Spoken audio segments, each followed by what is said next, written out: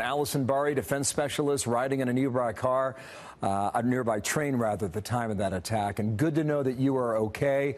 What did you see and hear, Allison? Well, as a terrorism expert, you don't really expect to be in a major terrorism incident, Bill. It was something to be seen for sure. One thing I do want to mention is the emergency services were absolutely outstanding. They literally arrived instantaneously. So I was very impressed with that. And I would say the Londoners did, for the most part, remain very calm, cool, and collected. The train stopped, the doors opened, we all left as quickly as we could. But you know, it is during rush hour, Bill, so the trains get very, very, very packed. So you can imagine it was a very crushed, tense situation. Were you below ground or above ground at that point, Allison? I was above ground. Okay, and so was the train that was hit, correct? Yes, it was. The district line runs, as you correctly said, outside and underground. Yeah. Did you see any of the injured there? Burn marks are I did. What is explained to us. Go ahead. I did. I wasn't sure what was going on. I assumed, I think we all did, when the train stopped. As Londoners, you get very used to these security alerts where the transport does stop. We're very trained in that here in London. So I think we all assumed that it was just another false alarm.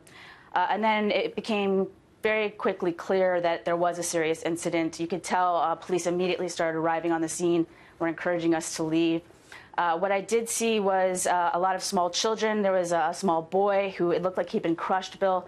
I'm not sure if that was in the actual incident itself or whether it was sort of the rushing up the stairs, you know, with lots of larger people. Because it's not just commuting hour. This is an hour when lots of school children, you know, those sort of Harry Potter school uniforms, that is what children wear here. So there was lots of small children in school uniforms on that train. So I saw a lot of children who were attended, but you know, very frightening to be an adult, let alone a child in a situation like that. You're painting quite an image for us. As a terrorism analyst now, terrorism expert as you describe yourself, 5 attacks in England in the past year. What is the sense on behalf of the people there?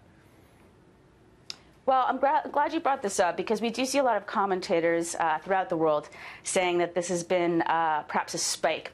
And I see this more as a shift, and I think that's the term that we like to use over here. Rather than a spike of recent incidents, we're looking at a shift and a pattern, a trajectory where we will be seeing more. As horrible as that sounds, you know, I say that not to encourage alarm, but to encourage people to be alert and vigilant and cautious, because you know, one of the things we are looking at right now, and everyone's working very hard on, is this an isolated incident? You know, we don't know. Perhaps you have more information lately than I do, Bill, but we don't know definitely it's terrorism, right? We have had past incidents. It that way. Yeah.